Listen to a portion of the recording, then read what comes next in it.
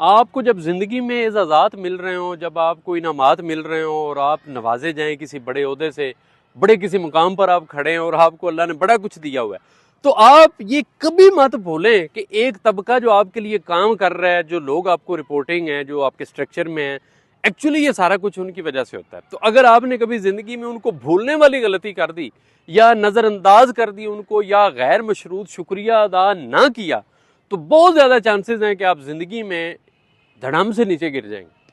वो हर चीज़ आपसे वापस ली जा सकती है। उसकी वजह यह है कि वो सारा कुछ जो आज आपके बात है, जो एजाज़ात हैं, जो इनामात हैं, जो इकरामात हैं, जो खुदावंद मुताल की नेमतें आप इंजॉय कर रहे हैं, वो दरअसल एक बहुत बड़े टीम वर्क की वजह से आपके पास आती है, उनकी वजह से पहुंचती हैं। तो अगर आपने वो सारा कुछ एज अ टीम उसको एक्सेप्ट नहीं किया और अपने नाम से जोड़ने की कोशिश की और ये सोच लिया कि वो जो कर रहा हूं मैं ही कर रहा हूं, वन मैन शो है, तो बहुत ज्यादा चांसेस हैं कि आप जिंदगी में नाकाम हो जाएंगे।